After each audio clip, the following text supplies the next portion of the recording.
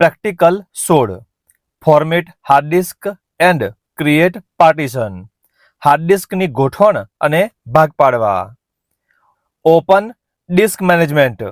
પીસીમાં disk management અથવા create and format hard disk partition search કરી open કરવું. Change drive name. Drive પર click કરીને change drive letter and path select કરવું.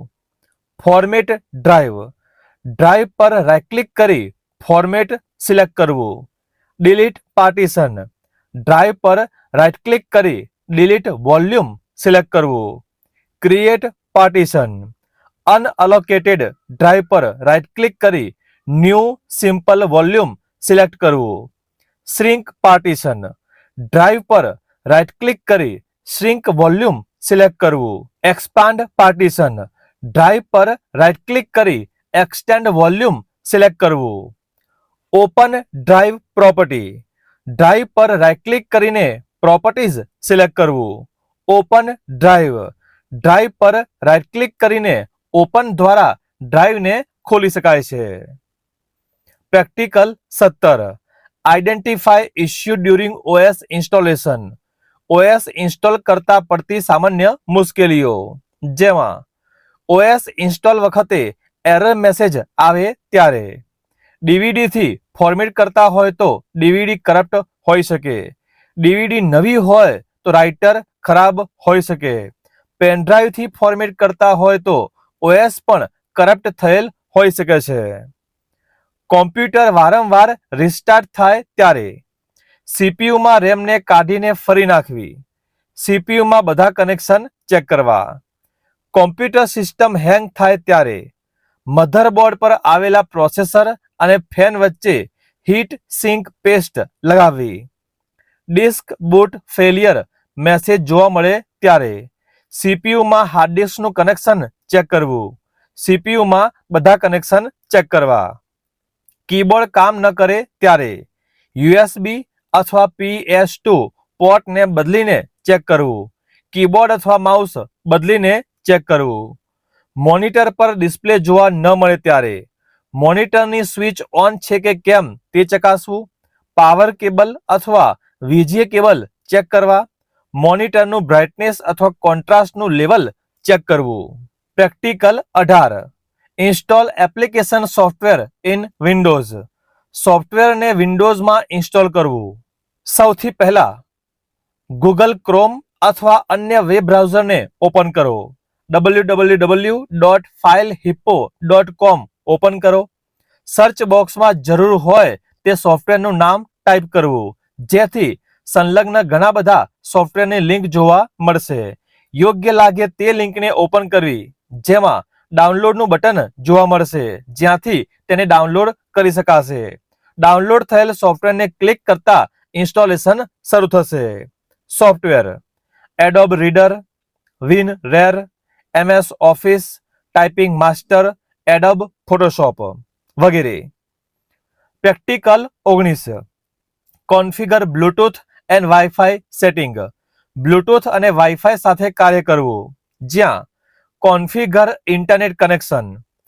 Network symbol પર troubleshooting આપતા Windows could not find a driver for your network adapter message જોવા મળશે. Network driver install કરતા જ ઇન્ટરનેટ શરૂ થશે. નેટવર્ક ડ્રાઈવરને અન્ય પીસીમાં ડાઉનલોડ કરીને પેનડ્રાઈવથી આ પીસીમાં લઈ ઇન્સ્ટોલ કરી શકાય. આ સિવાય મોબાઈલથી પણ ડાઉનલોડ કરીને કેબલ દ્વારા પીસીમાં લઈ શકાય. ત્યાર પછી configure GS1 connection. Network symbol પર નો ઇન્ટરનેટ એક્સેસ જોવા મળે ત્યારે તેના પર રાઇટ ક્લિક કરી network and internet setting option select કરો, જ્યાં એડવાન્સ્ડ નેટવર્ક સેટિંગ્સમાં ઇથરનેટને અનેબલ કરવું. તો પણ નેટ શરૂ ન થાય તો મોર નેટવર્ક એડેપ્ટર ઓપ્શન્સ માં ઇથરનેટમાં રાઇટ ક્લિકમાં પ્રોપર્ટી, જ્યાં IPv4 ને સિલેક્ટ કરવું, જ્યાં ઓબ્ટેન IP ઓટોમેટિકલી સિલેક્ટ કરવું. નેટ શરૂ થાય પરંતુ કોઈ વેબસાઇટ ઓપન ન થાય તો પ્રોક્સી ઓન કરવું, જેથી વેબસાઇટ ઓપન કરી શકાય. Configure wifi connection.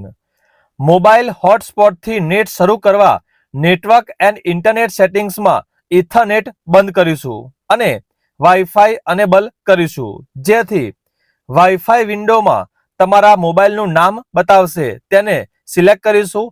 પાસવર્ડ આપેલ હોય તો અહીંયા તે પાસવર્ડ આપીશું, જેથી કનેક્ટ થશે. હવે પીસીમાં ઇન્ટરનેટ સુવિધા ચાલુ હશે. જો વેબસાઇટ ન ખુલે તો પ્રોક્સી બંધ કરવું તેમજ IPv4 વિન્ડોમાં ઓટોમેટિક સિલેક્ટ કરવું. આ સિવાય કોન્ફિગર બ્લૂટૂથ કનેક્શન મોબાઈલ અને પીસી બંનેમાં બ્લૂટૂથ ઓન કરીને પેર કરવા. નેટવર્ક સિમ્બોલ પર રાઇટ ક્લિક કરી નેટવર્ક એન્ડ ઇન્ટરનેટ સેટિંગ્સમાં બ્લૂટૂથ એન્ડ ડિવાઇસ ઓપ્શન્સમાં તમારા મોબાઈલનું કનેક્શન જોવા મળશે, જેના પર ક્લિક કરતા join personal area network select કરવું, જ્યાં એક્સેસ પોઈન્ટ સિલેક્ટ કરી કનેક્ટ કરવું. હવે તમે મોબાઈલના ઇન્ટરનેટને પીસીમાં ઉપયોગ કરી શકો છો, તે માટે મોબાઈલમાં ઇન્ટરનેટ શરૂ હોવું જરૂરી છે. અને અંતે practical 20 install driver for printer and webcam. Printer અને સ્કેનર શરૂ કરવું. Install printer. પ્રિન્ટરને પાવર કેબલ અને USB કેબલથી કનેક્ટ કરી પીસીને શરૂ કરીશું. પીસીમાં ડિવાઇસ એન્ડ પ્રિન્ટર્સમાં કનેક્ટ કરેલ પ્રિન્ટરનું નામ જોવા મળશે, તેના પર રાઇટ ક્લિક કરી ટ્રબલ શૂટિંગ આપીશું, જેથી પ્રિન્ટર ડ્રાઈવરના નામ જોવા મળશે. પ્રિન્ટર ડ્રાઈવર ન હોય તો તેને ઇન્ટરનેટ પરથી ડાઉનલોડ કરવા અને પછી ઇન્સ્ટોલ કરીશું, જેથી ડિવાઇસ એન્ડ પ્રિન્ટર્સમાં પ્રિન્ટર ઇન્સ્ટોલ થયેલ જોવા મળશે. જ્યાં રાઇટ ક્લિક કરી પ્રોપર્ટીમાંથી પ્રિન્ટ ટેસ્ટ પેજ આપી શકાશે. તેમજ ઇન્સ્ટોલ વેબકેમ.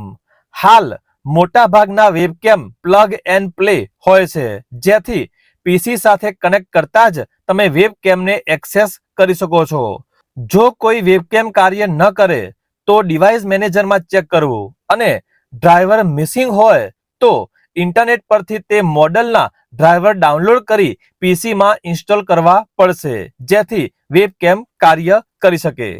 આવા જ કોપા સંલગ્ન તમામ ટોપિક માટે સબસ્ક્રાઇબ કરો. જલ્દી મળીશું નવા વિડીયોમાં.